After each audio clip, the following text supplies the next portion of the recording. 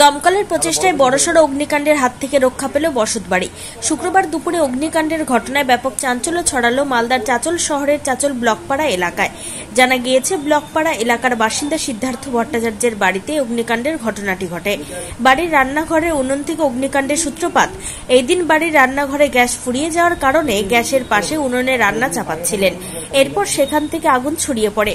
আগুনে পুড়ে ভস্মীভূত হয়ে যায় ড্রেসিং টেবিল সহ কাঠের আসবাবপত্র। বাড়ির মালিক আগুন দেখতেই আগুন নেভানোর চেষ্টা করে। খবর দেওয়া হয় চাচল দমকল বিভাগে। দমকলের একটি ইঞ্জিনের প্রচেষ্টায় আগুন নিয়ন্ত্রণে আসে, কিন্তু অল্পের জন্য বড়সড় অগ্নিকাণ্ডের হাত থেকে রক্ষা পেলেন বাড়ির মালিক।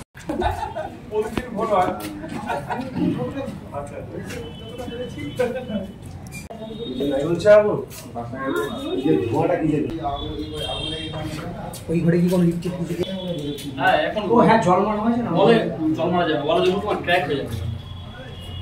তাই না, হঠাৎ করে ফোন করলে না হঠাৎ আগুন লেগে কীভাবে বলতে ওখানে না গ্যাস শেষ হওয়ার জন্য ওখানে তোমার একটু হাত টাত বসিয়েছিল, সেই কারণে আমাদের অনেক কিছু ছিল এখানে, কাপড় টাপড় বাড়ির সামগ্রী টামগ্রী, তোমার কারণবশত আগুনটা লেগে গেছে। লাগার পর তো অনেকটাই ক্ষতিগ্রস্ত হয়েছে।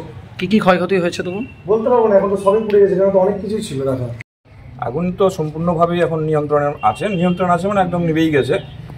এখানে হচ্ছে বাড়ি মালিকের এলপিজিতে রান্না হতো, সম্ভবত এলপিজি শেষ হয়ে যাওয়ার জন্যে টেম্পোরারিলি একটা উনুন বানিয়ে সেখানে রান্না হচ্ছিল অজ্ঞতাবশত। তার পাশাপাশি অনেক কার্যবস্তু ছিল, বাড়ির অব্যবহৃত কাপড় বা আরও কিছু সেই জন্য সেখান থেকে আগুনটা ছড়িয়ে উঠেছে। বাইরের তাপমাত্রা ক্ষয়ক্ষতি হয়েছে, মোটামুটি ক্ষয়ক্ষতি হয়েছে।